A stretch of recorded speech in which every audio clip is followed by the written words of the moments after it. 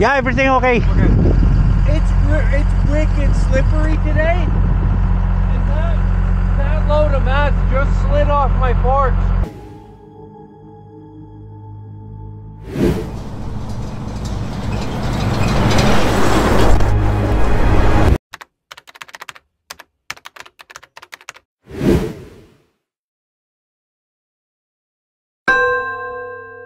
Good evening guys, nandito na kami ngayon sa Smooth Track Falls ng Northern Ontario. So, ang oras natin ay 7 PM na ngayon. Bali, ang ginawa ko, dahil yan ang pipikapin natin, yung mats. Yan yung mats guys.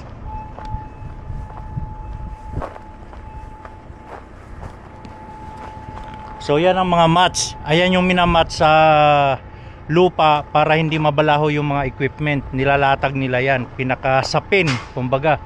So dahil bukas ng maaga, alas 7 ng umaga kakargahan tayo, prepare ko na yung mga damage kasi kailangan may damage eh.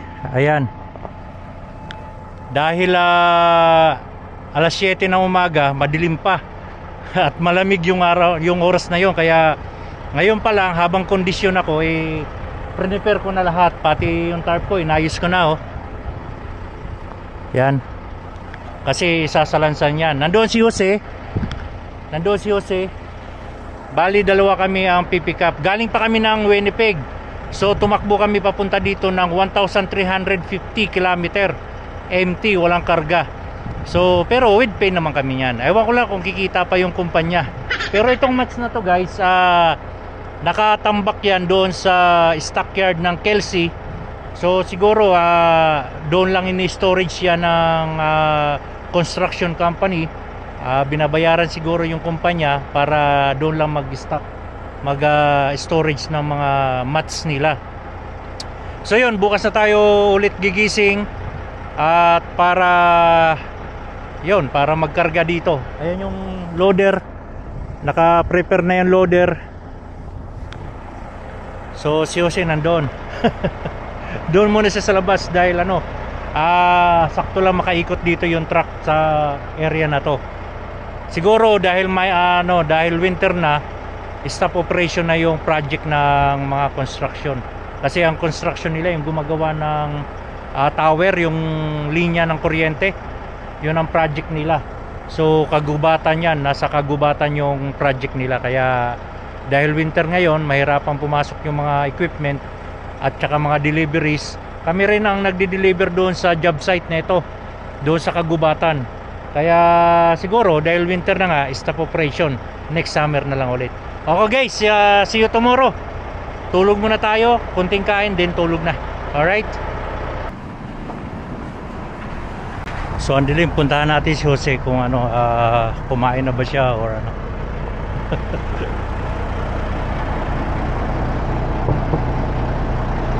Ano? Kita kuya! Ha? Kumain ka na? Nagluto pa lang ako eh. Kumain na ako kanina. Si guys, kasama ko, galing pa kaming Winnipeg. Prepare ko na yung damage ko dahil sabi ni Apple tsaka ni Romer, dito rin daw yung pick up talaga, wala nang iba. Ay, dito lang. Oo, wala nang job site. Kaya nilatag ko na yung dahil maaga eh. Pakalamigin pa. Ikaw? Bagay, mauna naman ako eh. Oo. Karga. Tanungin naman natin, dito naman natin antena tayo. Dito. Ako na lang tatawag alas 7 ng umaga na nandito na tayo. Alas 9 ba sabi ko na? Alas 9? Yan sa atin.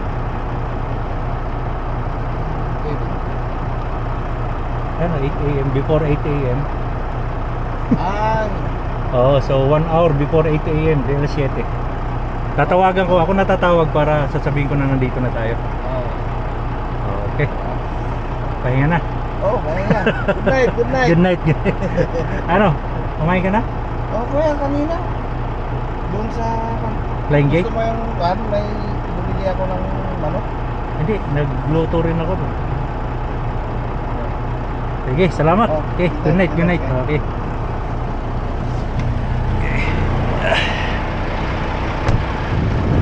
Ayun, good night. Nandito na tayo sa truck. Nagluto ako ng tuna na sabaw dahil na-miss ko yung sabaw. Yan, papakita sa inyo ang luto ko. Ang luto dito sa loob din mismo ng truck. Kasi wala pala akong extension. Ayan, nagsabaw tayo guys ng tuna, gulay. So magsasaing pa lang tayo. So yun, ingat-ingat pa rin tayo guys ha. Good night, see you tomorrow. A few moments later. So yun, good morning guys. Today Saturday na. Meron na kaming 3 truck dito. Andyan na yung operator, dumating na. So kakarga na tayo ngayon. Alright. So nag-pre-trip na ako kanina pa umaga. Then let's go. Ito na nga guys yung itsura ng yard na kung saan tayo pipick up ng mats. Ayan yung mats. Ayan yung pinalalatag sa lupa para yung mga equipment hindi mabalaho. So syempre kailangan pa rin natin i-check yung gauge natin kung over tayo o hindi. Dahil mabigat din yan kasi basa na, may putik pa. Kaya double check pa rin yung gauge. At nilagyan natin siya ng dunnage. Ayan yung dunnage sa ibabaw ng trailer para yung fork niya hindi sumayad sa trailer natin. So ayun yung dalawa natin kasama. Gisingin natin si Kenji.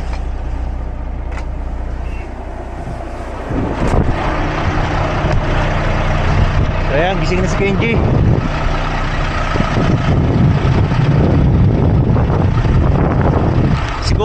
Siguro nagre-rent lang sila dito ng yard na yan para maitambakan sila. Dahil yung mga mats na yan, doon talaga yan nakatambak sa Kelsey yard.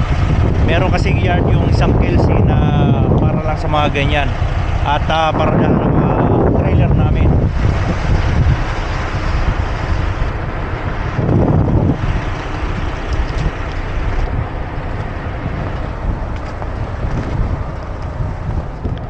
Nag-pre-trip pa yung operator. So kada isang pile 3 dunnage yan guys. Kaya 6 na dunnage dito sa lead trailer, 6 din doon sa pop trailer. So nag black ice na kagabi. Ayan makinis na black ice, makinis na. Kaya tamang tama lang din, nag-prepare na tayo kagabi bago tayo natulog. So bago ako huminto dito kagabi, nag-atras abante ako. Nung malamig na yung gulong ko kasi galing sa biyahe, malamig na, inatras ko na naman siya, din abante. Kung makikita nyo sa yung bakat ng gulong ko, may atras tsaka abante para hindi tayo may stuck. Kasi mainit ang gulong pag natambay, kakanal yan dyan sa yelo, compact ice. Ayan, mababalaho tayo, may stuck tayo. So antayin lang natin yung operator. Ang temperature nga pala natin dito sa Smooth Rock Falls ay -1. Feels like -7 kasi medyo mahangin. Then mamaya mga around 9 AM to 11 AM ay bubuhos ang snow. Ayan kung makikita nyo ang langit, makapal yung mukhang talagang bubuhos Kasi ang oras natin ngayon ay 7:49 AM. 7:49 AM na. Pero makulimlim pa dahil mukhang nag-aamba na bubuhos talaga ang snow. Pero dito naman sa weather forecast, talagang bubuhos siya. Ang nakalagay dito 9 AM hanggang maghapon pala to. Hanggang 4 PM 75% ang snow. Ayan pa yung operator, nagpapainit pa ng forklift niya. So yun, ingat-ingat na lang tayo mga kasama, mga truckers, mga biyahero. Kung saan man tayo babiyahe ay ingat-ingat dahil ang actual na temperature -1. So may black ice yan, madulas dahil mahangin. Then bubuhos pa yung snow, kaya ingat tayo. Ayun napakakapal ng langit. Talagang mukhang bubuhos na siya. Yan oh. Andun pa lang yung araw oh. Natabunan. So yun, aantayin natin yung operator para magkarga tayo. Yun oh, nadudulas na yung operator. Yun, ingat-ingat lang tayo guys, ingat-ingat. So tara guys, dahil gumalaw na yung forklift natin, gagalaw na rin tayo. Shiny oh.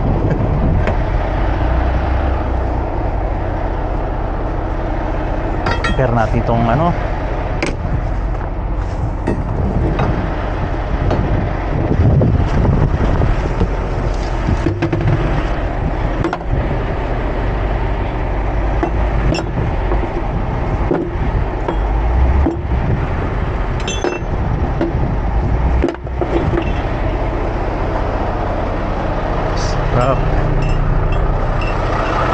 Kenji, morning.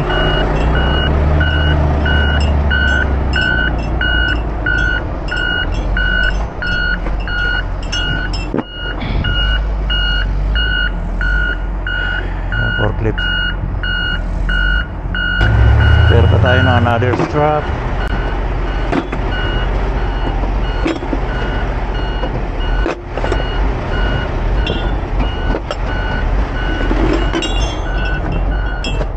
Dito naman sa kabilang side.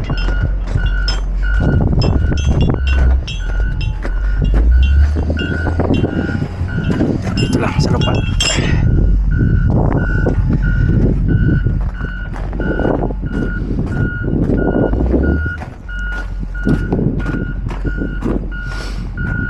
Antayin natin kung anong posisyon. How's it going? Good. How about you? Good morning. Good. It's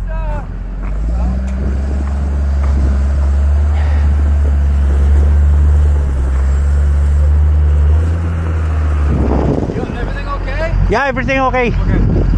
It's wicked slippery today, and that load of mats just slid off my forks.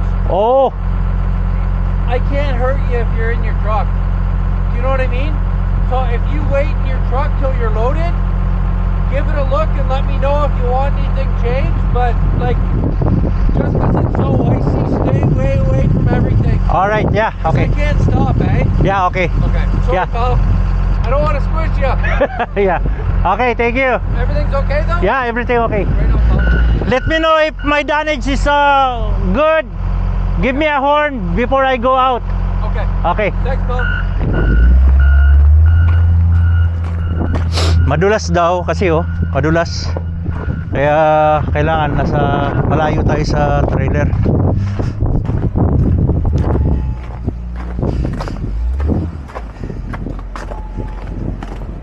Morning, sir.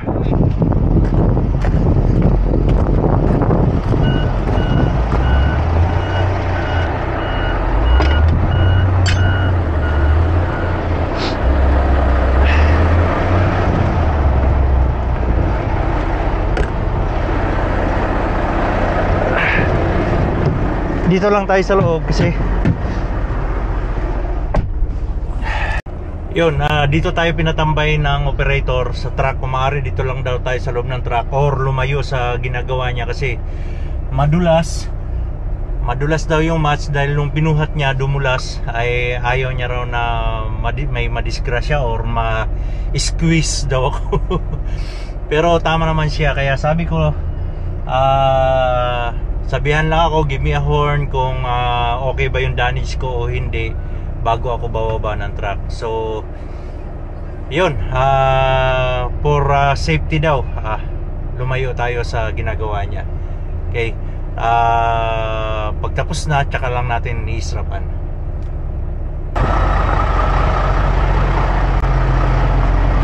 I will move my damage.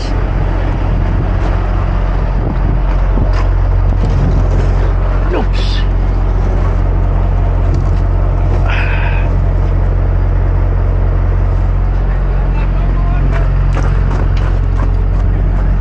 I'm sorry.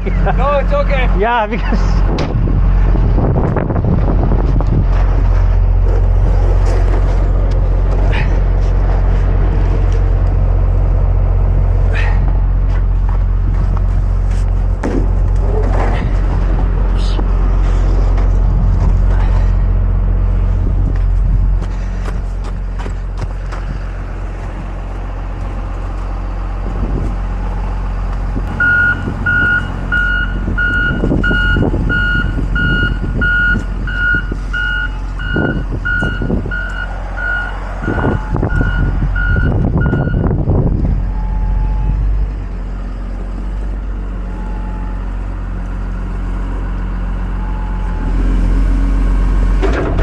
Patulak lang natin konti.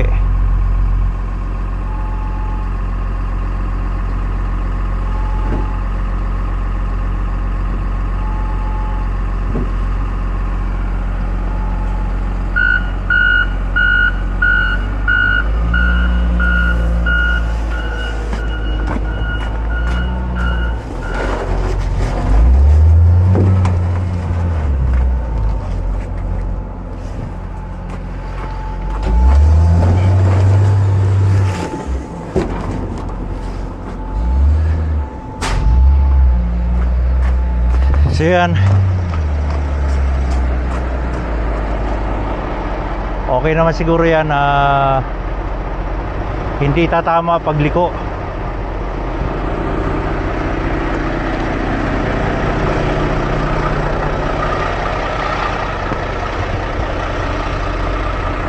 Okay, good.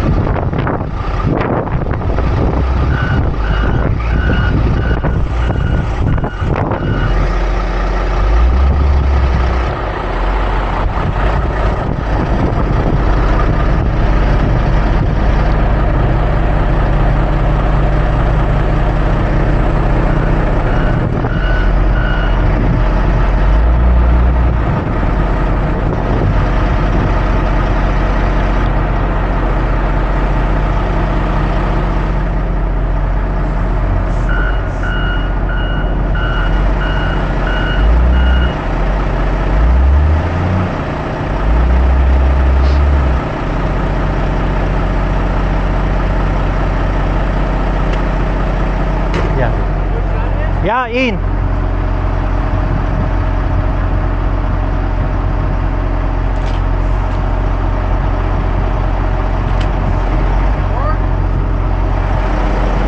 Yeah, more.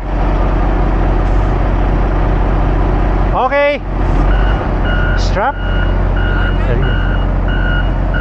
There's more, or I will strap. Yeah, what's that, 10? I got to put 3 more on that one. Okay.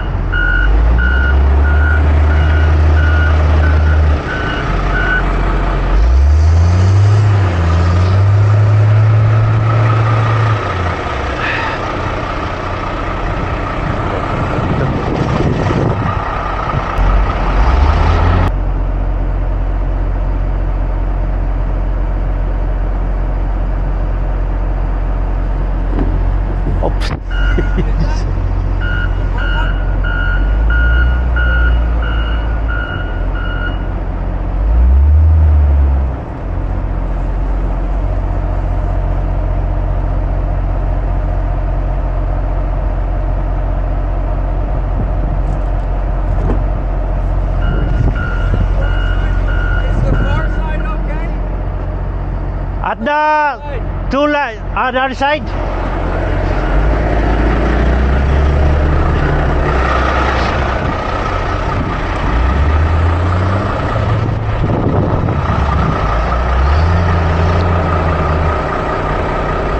Kailangan ayusin. Strap. So mauna na tayo guys. Ang karga natin, ito na, mating talaga to. Papunta sa Kelsey Yard. Confirm ito, resibo natin Kelsey. So ayan, hindi siya pantay-pantay pero okay lang basta pasok sa trailer natin, walang problema yan. So meron tayong 5 strap, 1, 2, 3, 4, 5, 5 strap dahil flat naman yan, buo yung bundle kaya 5 is enough. So yan, tatakbo na tayo. Humingi lang ako ng isang paperwork para sa mayroon tayong resibo, Kelsey paper bills. So parang maasim na yung umaalat na yung snow hindi kaya sipon ko yun. So yun, tatakbo na tayo, black ice. Ingat-ingat tayo dahil black ice black ice.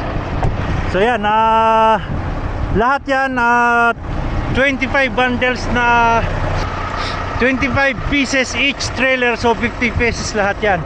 So Ken, ready ka na Ken? Takbo na tayo, ingat-ingat lang tayo, dahan-dahan dahil bad weather, black ice, mahangin kasi. So ingat-ingat Ken. Super. Si Arwel pala, si Arwel pala, hindi Topper, kamukha kasi sila So yun guys, nandito na tayo sa newly skirt at maglo-load check.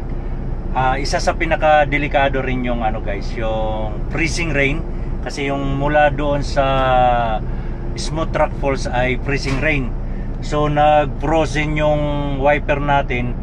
At isa yan sa dahilan kaya konti na lang yung visibility natin sa windshield. Tulad neto, ito hindi na nawa-wipe ng wiper, dito na lang siya kasi naka-frozen na yung wiper blade natin. Then paano natin malalaman na freezing rain? Yung windshield natin nagpe-freezing yan dito, namumuo yellow. Tulad niyan sa wiper na yan, namumuo yung yellow, makintab. At isa sa sign yung likod ng side mirror natin ay freezing, pati ito. So napakadelikado niyan. So kaya meron akong ganito guys, meron akong stick, yung pangkamot ko sa likod. Dahil pag snowstorm naman, napakabilis mapuno yung windshield natin, halos wala na tayong makita yan. Kaya isa ito kaya lagi ako merong ganito, sinisikwat ko yung wiper. Kasi kaya naman abutin niya ng ganyan. Tama mo. Kaya yan abutin habang nagwa-wipe.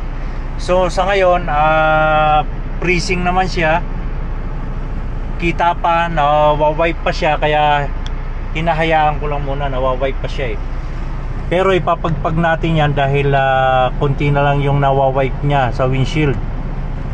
Kailangan natin ipagpag yan dahil So maglo-load check na rin tayo. Alright, tara. So ipagpag natin to.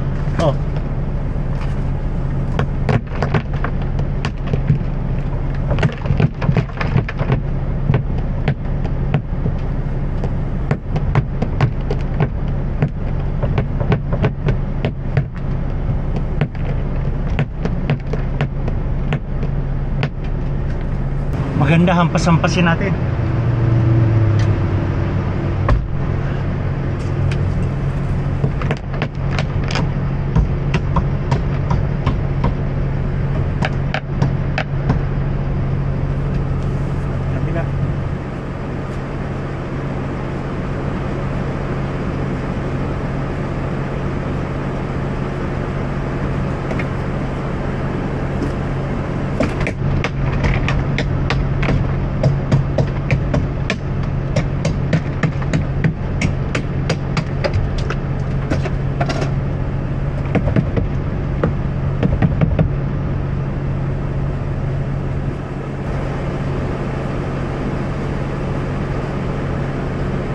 Tigas ang yelo, no? Tingnan nyo yung itsura, kintab, So yan, yan ang freezing rain. So ito, sa mga matagal na dito sa Canada, alam na nila yan. So itong mga ginagawa ko guys, share ko yan sa mga bago dito sa Canada dahil wala pa silang idea. So ito, nagbibigay lang tayo ng mga idea para yung mga bago dito sa Canada ay hindi mabigla. Ibig sabihin, meron silang konting idea kahit papano na hindi sila madisgrasya. Dahil nangyari na sa akin yan, wala akong idea kung ano ba yung freezing rain na yan, madulas ba yan o ano. Hindi ko alam na pati kalsada pala ay kaya niyan i-frozen. So yan ay share lang natin para sa mga kababayan natin na bago dito sa Canada na maka-encounter ngayong winter. Kaya ingat-ingat na lang tayo.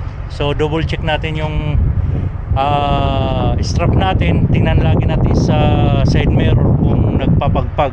So everything okay naman yung strap ko, walang nagpapagpag sa tumatakbo ako. Mahigpit talaga yan, sinasakyan ko yan eh. So yun lang guys ha, ingat-ingat pa rin tayo.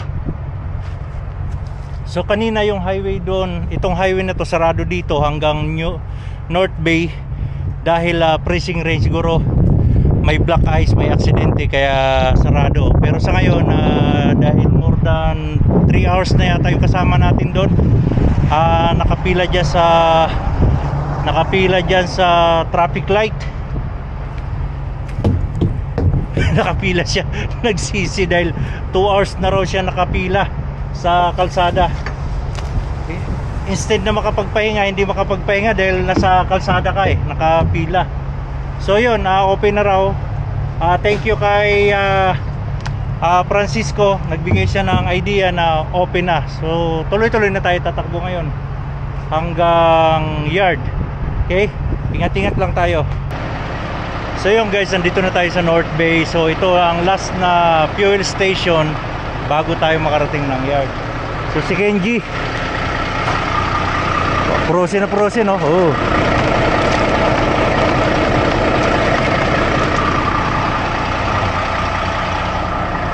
Si Alan.